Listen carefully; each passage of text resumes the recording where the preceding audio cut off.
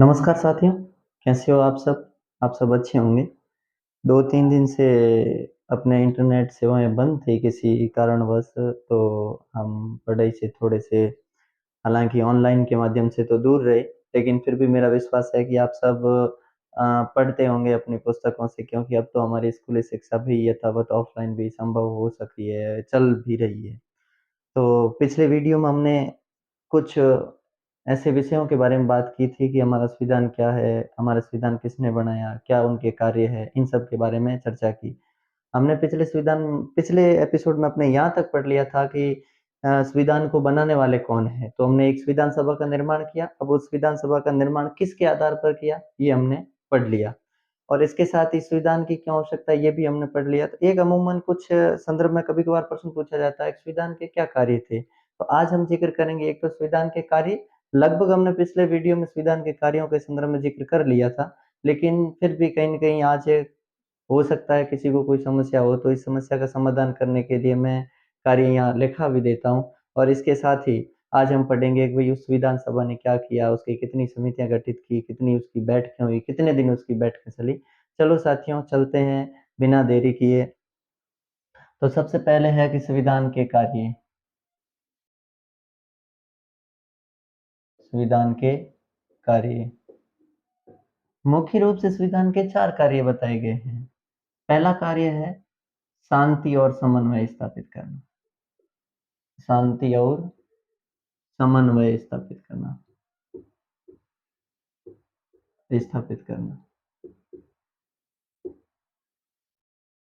शांति और क्या स्थापित करना? समन्वय स्थापित करना।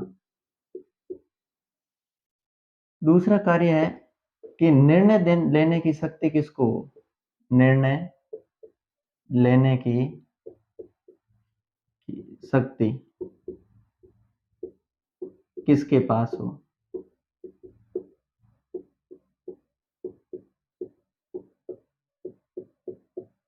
तथा सरकार का गठन, सरकार का गठन। तीसरा, हम सरकार तो बना देंगे, लेकिन हो सकता है सरकार कभी-कभार विरोध कर दे। सरकार कभी-कभार मतलब ज़्यादा अगर फुल बहुमत के साथ सरकार आई है, तो वो हो सकता है लोकतंत्र तरीकों को लांघ कर भी आगे चल सकती है। तो सरकार पर अंकुश,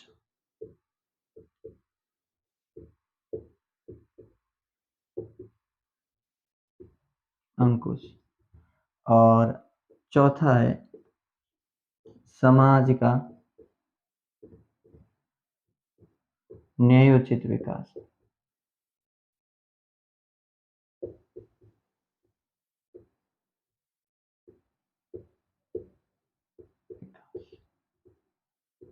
जनता के निर्णय लेने की क्षमता और समाज का न्यायोचित विकास।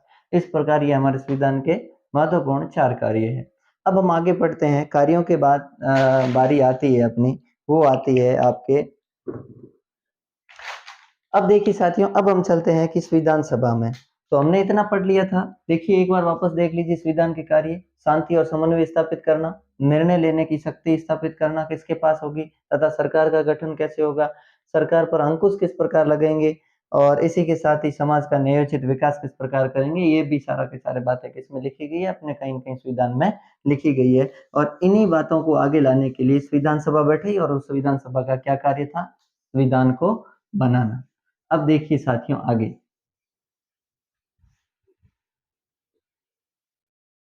अब अगली चीज है संविधान सभा, संविधान सभा। तो इतना हमने पढ़ लिया था कि संविधान सभा का गठन किसके आधार पर हुआ। तो हमने बात की थी पहले पहले कृषि प्रस्ताव आया, लेकिन वो असफल हो गया। उसके बाद कैबिनेट मिशन आया, और कैबिनेट मिशन ने क्या किया, संविधान सभा बनाई, गठित की। लेकिन किसके आधार पर, इसके संदर्भ में हमने पढ़ा कि नंबर 1 पहला जो है 10 लाख जनसंख्या पर 1 सीट, मतलब एक उम्मीदवार की नियुक्ति करना विधान सभा के सदस्य की। नंबर 2, दूसरे में हमने ये पढ़ा था कि मतलब अपने संविधान सभा में है कि संविधान सभा को 3 भागों में, प्रत्येक क्षेत्र को 3 भागों में बाँटा गया। मतलब उम्मीदवारों को वो कौन-कौन से क्षेत्र से कौन से उम्मीदवार लेने थे। तो पहला सिख में बांट दिया गया, दूसरा मुसलमान में बांट दिया गया और तीसरा बांट दिया गया सामान्य में। सामान्य में बाकी सारे के सारे धर्म आ गए, जिसमें बौद्ध है, जैन है, हिंदू है, ईसाई, पादरी वगैरह, फारसी वगैरह सारे के सारे। और फिर हमने इसमें ये भी देख लिया था देशी रियासतों से कितने। तो आज मैं एक बार वापस जिक्र कर लेता हूँ कि संविधान सभा ये है अपनी। संविधान सभा का गठन किस प्रकार होता है ये हमने पढ़ लिया। अब देखेंगे अपन कि देशी रियासतों से लिए गए सदस्य, देशी रियासतों से लिए सदस्य, लिए सदस्य कितने, देशी रियासतों से लिए थे 93 सदस्य। दूसरा, ब्रिटिश भारत से कितने सदस्य थे, ब्रिटिश भारत से लिए गए सदस्य 292। और फिर अंग्रेज केंद्र शासित प्रदेशों से, अंग्रेज केंद्र शासित प्रदेशों से, 4 अंग्रेजी केंद्र शासित प्रदेशों से लिए गए सदस्य वो है अपने 4। कितने सदस्य है, 4। टोटल हुए यहाँ तक 389। तो जिस समय संविधान सभा का गठन किया गया उस समय संविधान सभा में टोटल कुल कितने सदस्य थे, 389 सदस्य। अब देखिए साथियों, 389 सदस्य तो कुल थे, लेकिन उसके बाद क्या हुआ, अपने देश का विभाजन हुआ। तो आपको प्रश्न पूछ लिया जाएगा किस योजना के तहत अपने देश का विभाजन हुआ। तो माउंट बैटन योजना, जैसा कि हमने पहले जिक्र किया है किसी न किसी एपिसोड में कि माउंट बैटन योजना, माउंट बैटन योजना के तहत भारत का विभाजन,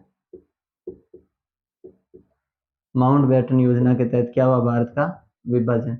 और ये योजना कब आई, ये योजना आई 3 जून 1947 को। जो ये योजना आई तो इसका मतलब हमारी एक बार संविधान सभा में मुस्लिम लीग के सदस्य अलग होने वाले थे। तो उसके बाद 14 जून को बैठक होती है, नहीं माफ कीजिएगा 14 अगस्त को बैठक होती है, एक 14 अगस्त 1947 को एक और बैठक होती है संविधान सभा की। और उसके बाद संविधान में टोटल संविधान सभा में कितने सदस्य रहे, 299 सदस्य। अगर आपको प्रश्न पूछ ले, प्रश्न क्या पूछ ले कि भारतीय संविधान सभा में कितने सदस्य थे, तो 299 सदस्य भारतीय संविधान सभा में, भारतीय संविधान सभा में कितने सदस्य थे, 299। अब साथियों ये हो गया। अब अगली बात है कि कितनी बैठकें हुई, कहाँ कहाँ बैठकें चली। तो इतना हम सब जानते हैं कि संविधान सभा की साथियों पहली बैठक हुई थी, वो हुई थी अपने संविधान सभा की पहली बैठक, संविधान सभा की पहली बैठक कब हुई थी साथियों, 9 दिसंबर को, 9 दिसंबर 1946। विधानसभा की पहली बैठक हो गई 9 दिसंबर 1946 को।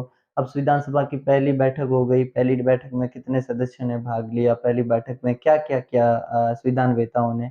हाँ, तो 9 दिसंबर 1946 को बैठक हुई, बैठक में कितने सदस्यों ने भाग लिया, तो इसमें सदस्य आए थे साथियों, वो आए थे 207 सदस्यों ने भाग लिया। कितने सदस्यों ने, सदस्य 207 सदस्यों ने भाग लिया।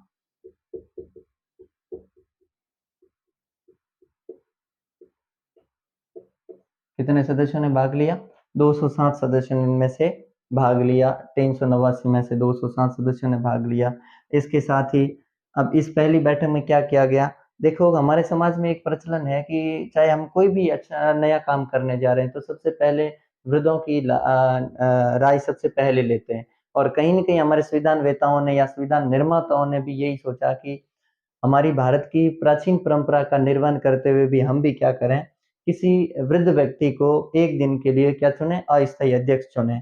तो इसी संविधान सभा की पहली बैठक 9 दिसंबर 1946 को हमने क्या चुना, अस्थायी संविधान सभा का अस्थायी अध्यक्ष चुना। अस्थायी अध्यक्ष किसे चुना गया, अस्थायी अध्यक्ष चुना गया डॉक्टर सच्चिदानंद सिन्हा, डॉक्टर सच्चिदानंद सिन्हा। अस्थायी अध्यक्ष किसे चुना गया, डॉक्टर सच्चिदानंद सिन्हा को चुना गया। कब चुना गया, 9 दिसंबर 1946 को पहली संविधान सभा में। कितने सदस्यों ने भाग लिया? 207 सदस्यों ने। अब साथियों आगे बात, महत्वपूर्ण बात याद रखने योग्य यही है कि अभी मैंने बताया था कि सच्चिदानंद सिन्हा को अस्थायी अध्यक्ष कौन क्यों चुना, क्योंकि ये विधानसभा में उस दिन आए सबसे वृद्ध व्यक्ति थे और इसीलिए सच्चिदानंद सिन्हा को क्या चुना गया? अस्थायी अध्यक्ष। अब इसके साथ ही और चीज, हमारी जो पहली विधानसभा की पहली बैठक हुई थी उसी दिन हमारे विधानसभा के एक सदस्य की क्या हो गई थी? मृत्यु हो गई थी, एक सदस्य का निधन हो गया था। और पहले दिन विधानसभा ने अस्थायी अध्यक्ष की जो चुनाव किया और इसके साथ ही उन्होंने क्या किया? सर्वसम्मति से बनाया था सच्चिदानंद सिन्हा को। और इसके साथ ही मतलब जो हमारे विधानसभा के एक सदस्य का देहांत हुआ उनके लिए श्रद्धांजलि अर्पित की। ये तो है अपनी विधानसभा की पहली बैठक। तो पहली बैठक 9 दिसंबर 1946, कितने सदस्यों ने भाग लिया? तो 207 सदस्यों ने। और इसके साथ ही इसमें क्या किया गया? अस्थायी विधानसभा का अस्थायी अध्यक्ष को चुना गया, सच्चिदानंद सिन्हा को। अब इस विधानसभा की दूसरी बैठक कब हुई? दूसरी बैठक साथियों, दूसरी बैठक हुई 11 दिसंबर, 2 दिन बाद में, 11 दिसंबर 1946 को क्या किया गया? विधानसभा का स्थायी अध्यक्ष चुना गया। विधानसभा का स्थायी अध्यक्ष चुना गया। स्थायी अध्यक्ष चुना गया दूसरे दिन। और किसे चुना गया? स्थायी अध्यक्ष का नाम कौन है? स्थायी अध्यक्ष कौन थे? तो यहां मैं लिख रहा हूं स्थायी अध्यक्ष। स्थायी अध्यक्ष किसे चुना गया स्थायी अध्यक्ष? तो डॉक्टर राजेंद्र प्रसाद। डॉक्टर राजेंद्र प्रसाद। अगर प्रश्न यहाँ से दो प्रश्न बन रहे हैं। प्रश्न पहला तो यह है कि भारतीय संविधान सभा के स्थायी अध्यक्ष कौन थे या विधानसभा के अध्यक्ष कौन थे? तो डॉक्टर राजेंद्र प्रसाद। इसके साथ ही पूछ ले इस विधानसभा का स्थायी अध्यक्ष कब चुना गया? तो 11 दिसंबर 1946 को। किस बैठक में? दूसरी बैठक में। अब है अपनी तीसरी बैठक। तीसरी बैठक की चर्चा हम पहले ही कर चुके हैं, आपको पता होगा, हमने प्रस्तावना को लिया था। तीसरी बैठक हुई थी, वो हुई थी अपने तीसरी बैठक कब हुई? 13 दिसंबर 1946 को। और इसके संदर्भ हमने पहले ही चर्चा कर ली थी। उसमें क्या लाया गया? उद्देश्य प्रस्ताव लाया गया। कौन सा प्रस्ताव लाया गया? उद्देश्य प्रस्ताव लाया गया। और उद्देश्य प्रस्ताव किसके द्वारा लाया गया? तो पंडित नेहरू के द्वारा। पंडित जवाहरलाल नेहरू जी ने क्या किया? उद्देश्य प्रस्ताव पेश किया 13 दिसंबर को। और ये उद्देश्य प्रस्ताव पारित कब हो गया? पारित हो गया था 22 जनवरी 1947 को। और जिसे आज हम 22 जनवरी 1947 को पारित हो गया, जिसे आज हम किसके नाम से जानते हैं? प्रस्तावना के नाम से जानते हैं। इस उद्देश्य प्रस्ताव में क्या लिखा था या ये उद्देश्य प्रस्ताव क्यों लाया? इसके संदर्भ में उद्देश्य प्रस्ताव में लिखा था हम जो संविधान बना रहे हैं वो किस आधार पर बनाएंगे, संविधान के क्या उद्देश्य होंगे। जो संविधान के उद्देश्य थे वो सारे के सारे उद्देश्य प्रस्ताव में उसमें लिखा था कि भारत एक संप्रभु राज्य है। पहली पंक्ति उद्देश्य प्रस्ताव में यही लिखी है कि भारत एक संप्रभु राज्य है। और नंबर 2 उसमें लिखा था कि भारत संघ में कौन कौन सम्मिलित होंगे। उसमें लिखा ब्रिटिश सरकार के अंडर में जितने भी क्षेत्र है जो भारतीय संघ के वो भारत में सम्मिलित होंगे। इसके साथ ही जो रियासतें भारत में मिलना चाहती है, अन्य भारत संघ में आना चाहती है, वो भी भारतीय संघ के क्या होंगे? हिस्से होंगे। इस प्रकार विदेश नीति के संदर्भ में भी लिखा है, शांति के संदर्भ में भी लिखा था उद्देश्य प्रस्ताव में, समाज के विकास के संदर्भ में भी उद्देश्य प्रस्ताव में सारी की सारी बातें लिखी थी। तो दूसरी बैठक 11 दिसंबर 1946, क्या विधानसभा के स्थायी अध्यक्ष को चुना गया। किसे चुना गया? डॉक्टर राजेंद्र प्रसाद को। और तीसरी बैठक में क्या किया साथियों? तीसरी बैठक में क्या अपने 1946 में उद्देश्य प्रस्ताव रखा। और उद्देश्य प्रस्ताव किसने रखा था? तो उद्देश्य प्रस्ताव रखा था अपने पंडित जवाहरलाल नेहरू जी ने। अब देखिए साथियों अगली चीज, अब है कि विधानसभा में टोटल कितनी बैठकें हुई। तो कुल अगर बैठकों की बात करें, बैठकें, तो कुल बैठकें हुई थी 114। कितनी बैठकें हुई? 114। अगर पूछ ले कितने दिन चली बैठकें,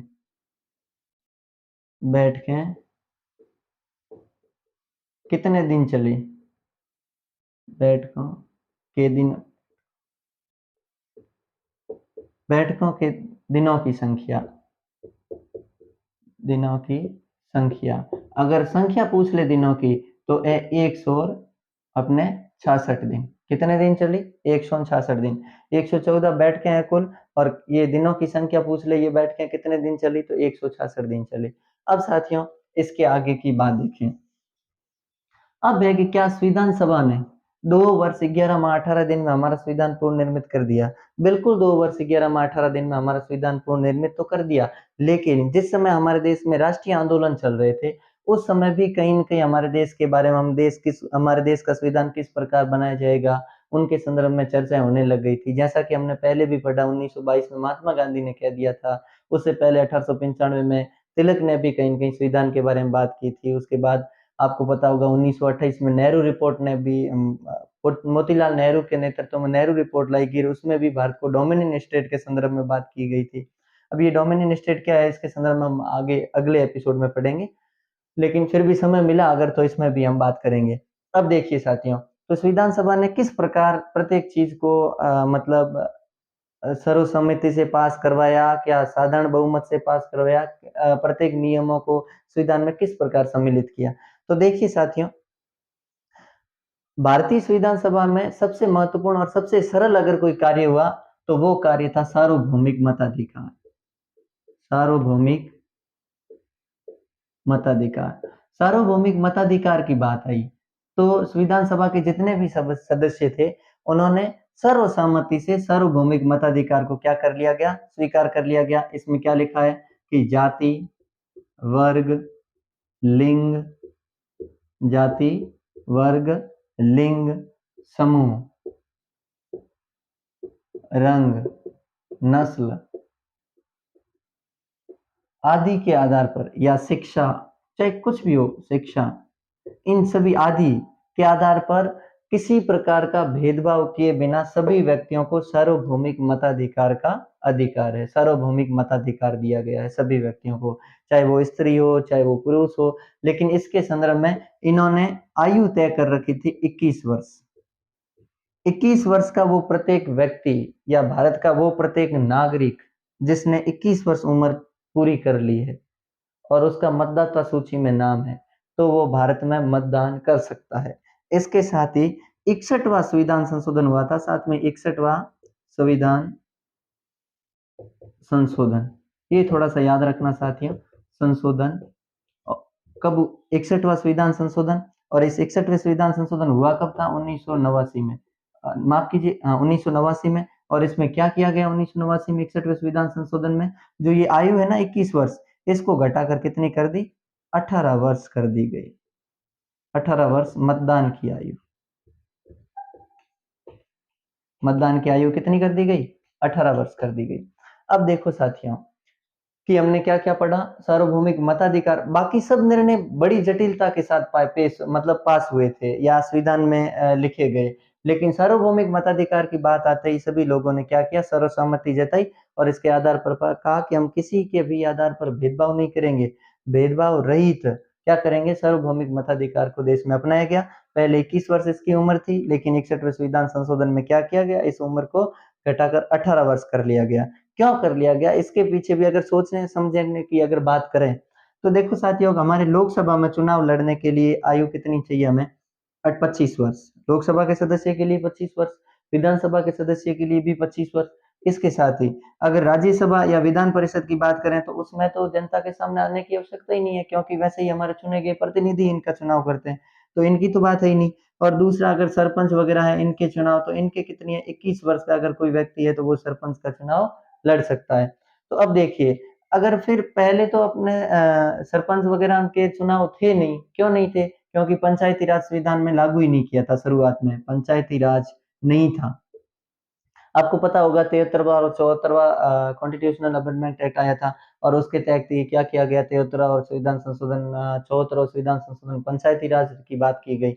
और उसी में मतलब 21 वर्ष का कोई भी नागरिक है अगर राजस्थान में, तो वो क्या बन सकता है, सरपंच बन सकता है। हाँ, उनके लिए भी कुछ है बाध्यताएं, जैसे अलग अलग राज्यों में अलग अलग बाध्यताएं हैं। हमारे मतलब राज्य में जैसे 10वीं पास होना जरूरी है, या फिर बच्चों की बाध्यता है, 2 से अधिक बच्चे नहीं होने चाहिए, मतलब जो सीमाएं तय रखी है, कर रखी है।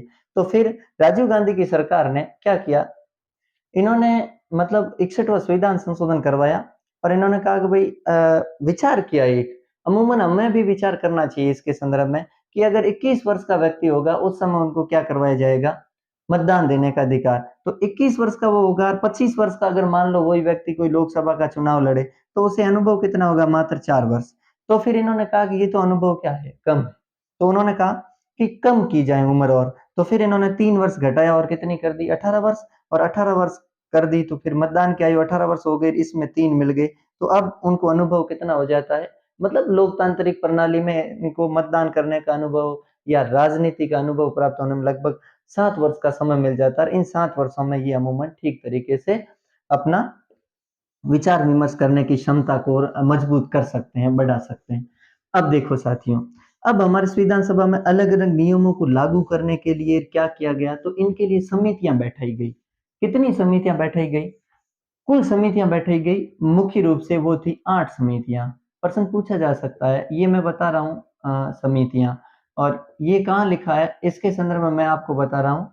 ये कक्षा 11वीं की राजनीति विज्ञान में लिखा है, राजनीति की बुक में लिखा है कि 8 समितियां, और इन 8 समितियों के अध्यक्षों के संदर्भ में बात करें तो अध्यक्ष ही अमूमन वे ही 4 व्यक्ति उस समय, जैसे एक पंडित जवाहरलाल नेहरू, जवाहरलाल नेहरू, सरदार वल्लभ भाई पटेल, मैं यहाँ सरदार पटेल लिख रहा हूँ, सरदार पटेल, वल्लभ भाई पटेल, और इसके साथ ही एक अपने डॉक्टर राजेंद्र प्रसाद, राजेंद्र प्रसाद, और एक doctor B R Ambedkar, doctor B R Ambedkar. कहीं न कहीं ये चारों व्यक्ति लगभग इन 8 समितियों में अध्यक्षता कर रहे थे, जिसमें सबसे महत्वपूर्ण है साथियों, याद रखना, डॉक्टर बी आर अम्बेडकर का प्रारूप समिति के अध्यक्ष, अगर आपको पूछ ले। और इन सभी समितियों में सबसे महत्वपूर्ण समिति भी कौन सी थी, प्रारूप समिति, प्रारूप समिति के अध्यक्ष। इसे एडॉप्ट कमेटी के नाम से भी जाना जाता है, प्रारूप समिति भी कहते हैं इसे। तो ये प्रारूप समिति, इनका क्या काम था, संविधान के प्रारूप को तैयार करना और उनके ऊपर विचार विमर्श करना। तो इन्होंने किया, और इनके संदर्भ में डॉक्टर राजेंद्र प्रसाद ने अपने मतलब 26 नवंबर 1949 को कहते हैं कि हमने अगर संविधान में सबसे अच्छा अगर कोई कार्य किया है तो वो तो प्रारूप समिति के अध्यक्ष के तौर पर किसे चुना है, डॉक्टर बी आर अम्बेडकर को चुना है। डॉक्टर बी आर अम्बेडकर और इनके साथ प्रारूप समिति में 7 सदस्य थे, तो उनका बहुत बहुत फिर मतलब सहयोग रहा, जिसके कारण हम अब इतना अच्छा संविधान बना सके। और वहीं डॉक्टर बी आर अम्बेडकर ने ये भी कहते हैं कि संविधान चाहे कितना भी अच्छा बना लो, लेकिन उसको चलाने वाले अगर अच्छे हैं तो संविधान अच्छा है, अगर चलाने वाले अच्छे नहीं है तो संविधान अच्छा नहीं हो सकता। तो ये 8 समितियों के बारे में थोड़ा सा याद रखना। अध्यक्ष अमूमन ये पंडित जवाहरलाल नेहरू, सरदार वल्लभ भाई पटेल और राजेंद्र प्रसाद और डॉक्टर बी आर अम्बेडकर, जिसमें सबसे महत्वपूर्ण है प्रारूप समिति, और प्रारूप समिति के अध्यक्ष कौन थे, डॉक्टर भीमराव अम्बेडकर या डॉक्टर बी आर अम्बेडकर, जो पहले कानून मंत्री भी रहे हैं। हमने इसके संदर्भ में भी पहले वाले एपिसोड में चर्चा की है कि इन्होंने हिंदू कोड बिल के संदर्भ में अपना मतलब इस्तीफा दिया था। अब साथियों, अगली चीज है कि ये संविधान सभा थी, ये संविधान में कानूनों को किस प्रकार लिखती थी। देखिए साथियों, इसमें पहले चर्चा होती थी, कोई भी कानून होता था उसमें चर्चा होती थी, चर्चा के बाद समिति के पास जाता था, समिति के जितने भी सदस्य थे वे सब सदस्य आपस में बहस करते थे, विचार विमर्श करते थे। विचार विमर्श करने के बाद वे सदस्य एक मत होकर आते और फिर विधान सभा के सामने अपना निर्णय पेश करते, और निर्णय पेश करने के बाद वो कानून सर्वसम्मति से क्या होता था, विधान सभा में लिखा जाता था। इस प्रकार ये मतलब इनका। और दूसरा, विधान सभा के सामने और विकट समस्याएं थी कि उसी समय विभाजन हुआ था। विभाजन होने के बाद देश में इनको लगा कि एकता सबसे महत्वपूर्ण है, अखंडता सबसे महत्वपूर्ण है, देश की एकता बनी रहे। तो देश की एकता को बनाए रखने के लिए इनका थोड़ा सा झुकाव रहा, वो संघात्मक की ओर ज्यादा रहा।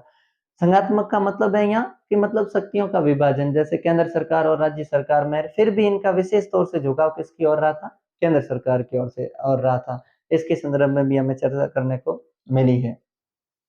इसके साथ ही संविधान सभा ने अलग अलग देशों के संविधानों से अलग अलग क्या लिए हैं अपने, जैसे कि मौलिक कर्तव्य किसी और जगह से लिए, मूल संविधान में तो थे ही नहीं, लेकिन बाद में भी जोड़े गए, फिर भी वो किसी देश से लिए गए। मौलिक अधिकार है, नीति निर्देशक तत्व है, हमारी जो संसदीय प्रणाली है, हमारी जो कानून बनाने की विधि है, ये सारे के सारे अलग अलग देशों से ली गई है। तो अब इसके संदर्भ में हम 3-4 प्रश्न बन रहे हैं। पहला प्रश्न तो यही बन रहे हैं, भारतीय संविधान उद्धार का संविधान, भारतीय संविधान उद्धार का संविधान, संविधान दूसरा,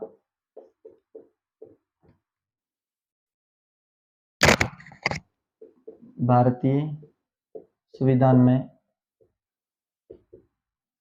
सभा में कांग्रेस का वर्चस्व।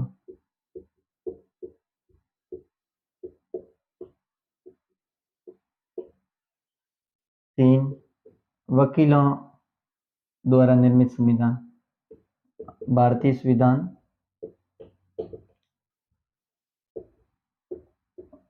वकीलों द्वारा निर्मित संविधान।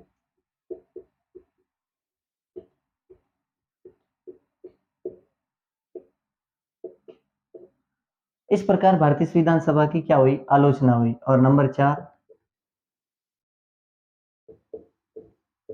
भारतीय संविधान में कुछ लोग ही भारतीय संविधान को कुछ लोगों ने मिलकर बनाया। अर्थात जनता सम्मिलित नहीं, जनता सम्मिलित नहीं या जनता का कोई विचार नहीं लिया गया। तो सबसे पहले भारतीय संविधान उद्धार का संविधान। अब साथियों, सबसे ध्यान रखने या योग्य चीज ये है, सबसे महत्वपूर्ण चीज ये है कि अगर कोई भी क्षेत्र है, कोई भी देश है, या कोई भी नया काम करने जा रहे हैं, तो उसके लिए हमें सबसे पहले उसके बारे में कुछ सोचना पड़ेगा, कुछ देखना पड़ेगा। साथियों, हम भी है आज बहुत अच्छे लेवल की तैयारी भी कर रहे हैं, बहुत सारे बच्चे हैं, या हम सब मिलकर कोई अच्छे लेवल की तैयारी कर रहे हैं। कोई आरएस बनना चाहता है, कोई आईएएस बनना चाहता है, मतलब कोई इंडियन सिविल सर्विस में जाना चाहता है, कोई राजस्थान की सिविल सर्विस में जाना चाहता है, मतलब स्टेट पीसीएस में भी जाना चाहता है। बहुत सारे लोग हैं, कोई पुलिस कांस्टेबल की तैयारी कर रहा है, कोई एसआई की तैयारी कर रहा है, कोई मतलब शिक्षकों की तैयारी कर रहा है, कोई प्रोफेसर बनने के लिए तैयारी कर रहा है। इन सब की तैयारी करने के लिए हमें भी बहुत सारी किताबों को पढ़ना है, पढ़ने की आवश्यकता है। एक किताब से कुछ होगा नहीं। कोई अच्छा करने के लिए हमें उससे पहले ज्ञान प्राप्त करना बहुत जरूरी है। तो हमारे लोगों ने, या मतलब संविधान निर्माताओं ने, सबसे पहले विश्व के अनेक देशों से ज्ञान प्राप्त किया, अनेक देशों के संविधानों को देखा, पढ़ा, उनके बारे में विचार विमर्श किया, और उनमें जो जो अच्छी बातें थी, वे अच्छी बातें लेकर हमारे संविधान में उन्होंने क्या की? लिखी, या हमारे संविधान में उन्होंने इन अच्छी बातों के आधार पर उन्होंने हमारे संविधान सभा को क्या किया? निर्मित किया। तो इसलिए भारतीय संविधान को हम उदार का संविधान तो बिल्कुल नहीं कह सकते कि उदार का संविधान। हाँ, इतना जरूर है उन देशों से लिया गया, लेकिन ये चीज है कि किसी भी चीज को अच्छा बनाने के लिए या कुछ बेहतर बनाने के लिए हमें बहुत सारे लोगों से, जैसे कि अमूमन अपने घर में भी कोई ना कोई काम होता है, बात माने या नहीं माने, लेकिन फिर भी हम अपने प्रत्येक व्यक्ति से सलाह जरूर लेते हैं कि इसके संदर्भ में क्या होगा। बहुत बार ऐसा होता है कि हम उनकी बात मानते भी है। तो ऐसा का ऐसा है कि इन्होंने संविधान विश्व के विभिन्न देशों के संविधानों के बारे में पढ़ा, और उसके बाद क्या किया? संविधान के बारे में लिखा। अगर इनको कोई संविधान के बारे में कोई पता ही नहीं था, तो हो सकता है जिस समय संविधान सभा बैठी हो, उस समय उनके विचार में वो नई बात आए जो बाद में विचारणीय हो गई हो या विचार करने योग्य हो गई हो। तो इसलिए इन सब लोगों ने, मतलब संविधान निर्माताओं ने मिलकर क्या किया? संविधान, विश्व के विभिन्न देशों के संविधानों को पढ़ा, और उनसे फिर हमारे संविधान का क्या किया? निर्माण किया। और बहुत सारी चीजें हैं उन देशों और भारत के देशों में पूर्ण रूप से समानता नहीं स्थापित हो रही है।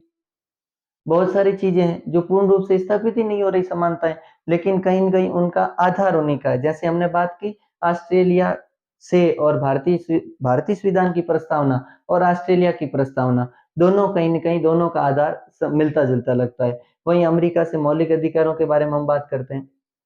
किस देश से क्या-क्या लिया गया है, इसके बारे में हम अगली चर्चा करेंगे। तो उदार का संविधान के संदर्भ में तो हम एकदम पूर्ण रूप से स्पष्ट कर चुके हैं कि भारतीय संविधान एक उदार का संविधान नहीं है।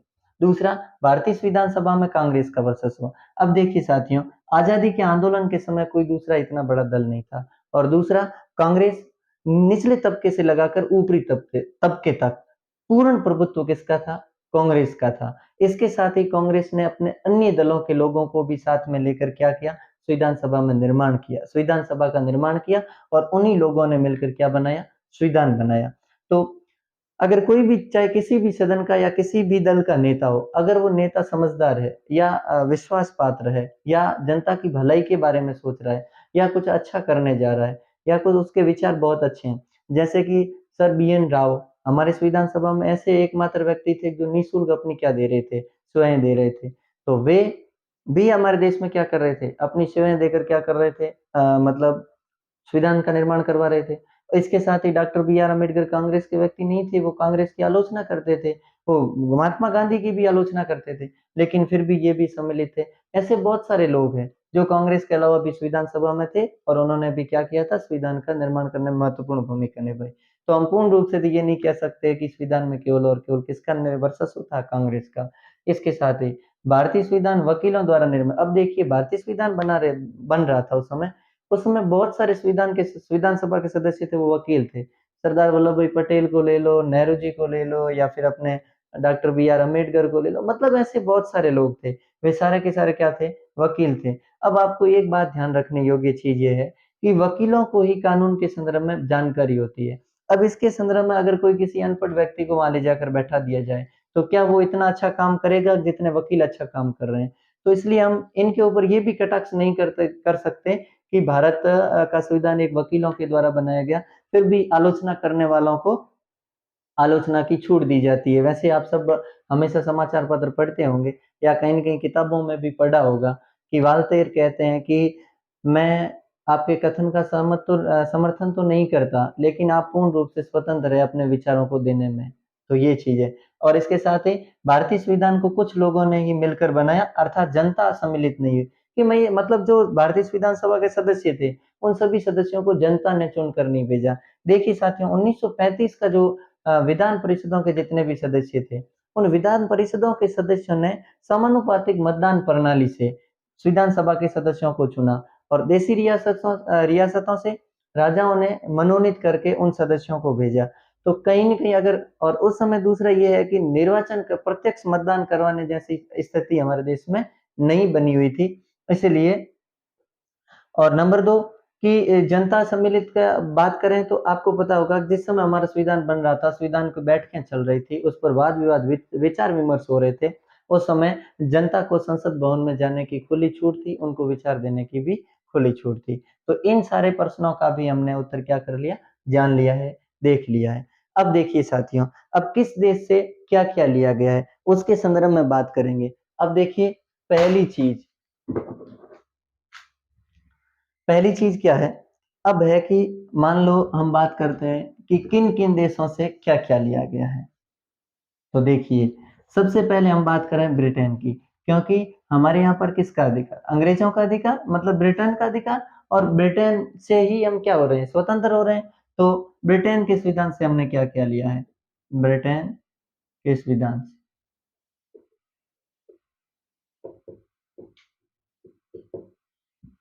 सबसे पहले संसदीय प्रणाली। जो हम बात कर रहे हैं ना ये संसदीय प्रणाली, क्योंकि वैसे आपको पता है संसदीय प्रणाली में मतलब सरकार का प्रमुख कौन होता है? प्रधानमंत्री होता है। संसदीय प्रणाली और राष्ट्रपति क्या होता है? नाम मात्र का। संसदीय प्रणाली। नंबर 2 विधायिका में अध्यक्ष पद। विधायिका में अध्यक्ष का पद।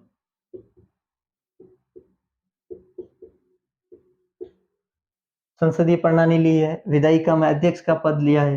नंबर 3 विधायिका में अध्यक्ष का मतलब व्यवस्थापिका में जैसे लोकसभा का अध्यक्ष होता है, उसी प्रकार राज्यसभा का सभापति होता है, विधानसभा का अध्यक्ष होता है, उसमें अपने विधान परिषद में सभापति होते हैं।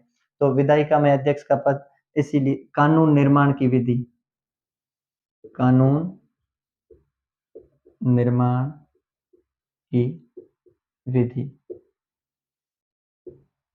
कानून का निर्माण किस प्रकार किया जाएगा, कौन सी विधि के द्वारा किया जाएगा, उसी के साथ ही कानूनों में समता, समानता। तो ये चीजें हमने ब्रिटेन इसी इसी प्रकार बहुत सारी चीजें ब्रिटेन के संविधान से ली गई है। महत्वपूर्ण देखिए संसदीय प्रणाली ब्रिटेन से ली गई है, विधायिका में अध्यक्ष का पद ब्रिटेन से लिया गया है, कानून निर्माण की विधि ली गई है कहाँ से? ब्रिटेन के संविधान से और कानूनों में समानता ये भी कहाँ से ली गई है? ब्रिटेन से ली गई है। अब ये है एक तो अब दूसरे देश दूसरी बात करें दूसरा है अमेरिका। संयुक्त राज्य से अमेरिका से हमने क्या क्या लिया, देखिए संयुक्त राज्य अमेरिका से, कहां से, संयुक्त राज्य अमेरिका से। नंबर एक, स्वतंत्र न्यायपालिका, स्वतंत्र न्यायपालिका।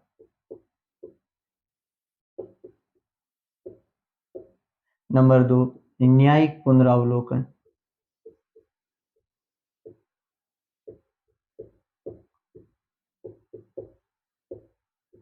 न्यायिक पुनरावलोकन का मतलब क्या होता है साथियों, अगर कोई संसद कानून बनाती है और उस कानून में हो सकता है किसी मौलिक अधिकार का उल्लंघन हो रहा है या संविधान के मूल ढांचे का उल्लंघन हो रहा है, तो सुप्रीम कोर्ट क्या करेगी, उसके न्याय का, उस कानून का वापस अवलोकन करेगी, पुनरावलोकन। और अगर उस समय अगर उनको लगता है कि वो कानून गैर कानूनी या ठीक नहीं है तो वो उसे निरस्त भी कर सकती है। और दूसरी बात में हम ये भी दे सकते हैं कि अगर कोई न्यायपालिका क्या सुनाती है, अपना कोई फैसला सुनाती है, निर्णय सुनाती है, और उस निर्णय पर वो पुनर्विचार भी कर सकती है। तीसरी चीज, मूल अधिकार, मूल या मौलिक कह दो, फंडामेंटल राइट्स, मौलिक अधिकार। मौलिक अधिकार भी हमने कहां से लिए है, अमेरिका के संविधान से लिए। तो अमेरिका के संविधान से क्या लिए, स्वतंत्र न्यायपालिका लिए, न्याय पुनरावलोकन लिया है, और मूल या मौलिक अधिकार लिए गए। इसी के साथ ही हमारा संविधान वो कठोर और लचीले का मिश्रण है। कठोरता हमने अमेरिका से प्राप्त की और लचीलता हमने कहां से प्राप्त की है, इंग्लैंड से की है।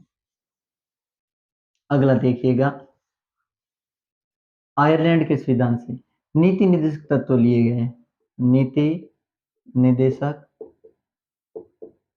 तत्व कहां से, आयरलैंड के संविधान से।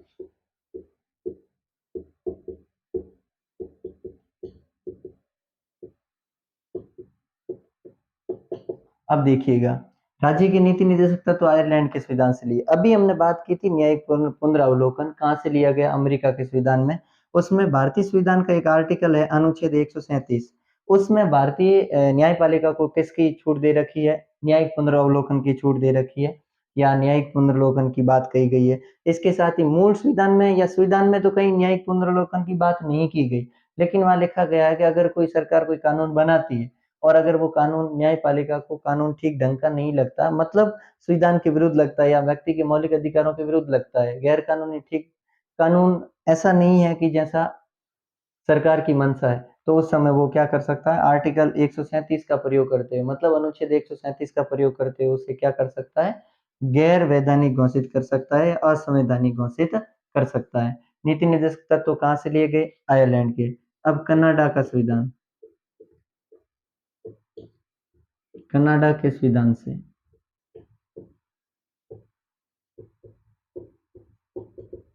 कनाडा के संविधान से क्या क्या लिया गया, कनाडा के संविधान से याद रखना, पहला अर्ध संघात्मक, अर्ध संघात्मक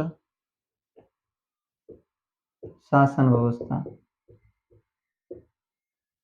शासन, और झुकाव किसकी ओर, केंद्र की ओर, केंद्र की ओर झुकाव, ज्यादा झुकाव किसकी ओर, केंद्र की ओर। नंबर दो, राज्यपाल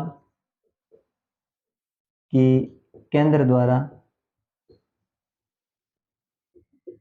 नियुक्ति का प्रावधान,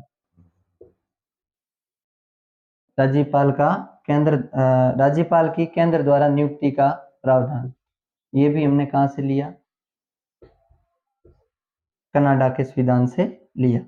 ठीक है, तो इस प्रकार, इसी के साथ ही अगर एक और बात करें तो मान लो हमने रूस से लिया, सोवियत संघ या रूस कह दो, सोवियत संघ लिख देता हूं मैं यहाँ, सोवियत संघ। क्या लिया सोवियत संघ से हमने, सोवियत संघ से हमने लिया, वो लिया अपने मौलिक कर्तव्य, मौलिक कर्तव्य,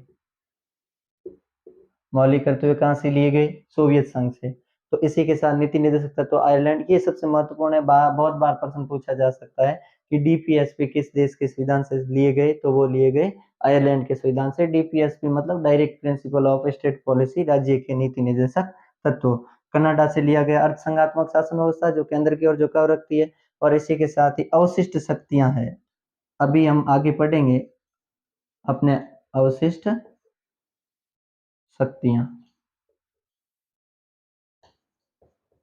कहां से ली गई। अवशिष्ट शक्तियां भी कनाडा के संविधान से ली गई है। हम अपने अगले एपिसोड में पढ़ेंगे कि अवशिष्ट शक्तियां क्या है, अवशिष्ट शक्तियों के अलावा भी कौन कौन सी शक्तियां दे रखी है ये।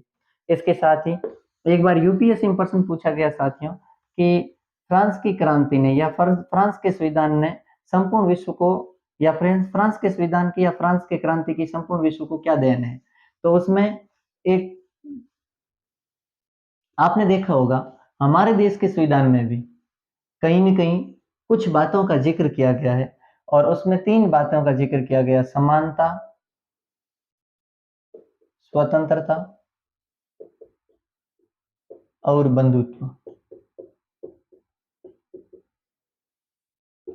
बंधुत्व की भावना। ये तीनों शब्द अगर हमने किसी संविधान से लिए है तो ये है फ्रांस के संविधान से लिए, फ्रांस के संविधान से लिए गए। कहां से लिए गए? फ्रांस के संविधान से। ठीक है, समानता, स्वतंत्रता और बंधुत्व किस देश के संविधान से लिए गए? फ्रांस के संविधान से लिए गए। हो गया क्लियर साथियों?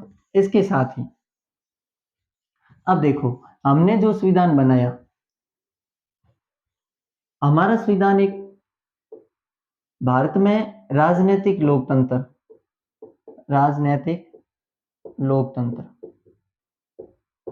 भारत ने कैसा लोकतंत्र अपनाया? राजनीतिक लोकतंत्र। लेकिन यहाँ एक विचार देखना, डॉक्टर बी.आर. अम्बेडकर एक विचार देते हैं संविधान सभा में कि हम राजनीतिक लोकतंत्र को तब स्थायित्व प्रदान कर सकते हैं कि जब उसका रूप कैसा हो? सामाजिक लोकतंत्र। राजनीतिक लोकतंत्र तभी अस्तित्व में आ सकता है जब उसका स्वरूप कैसा हो? सामाजिक लोकतंत्र। राजनीतिक लोकतंत्र सामाजिक लोकतंत्र के बगैर क्या है? अधूरा है। मतलब सामाजिक लोकतंत्र का मतलब होता है समानता, स्वतंत्रता और बंधुत्व की भावनाओं से प्रेषित, किसी के साथ भेदभाव नहीं हो।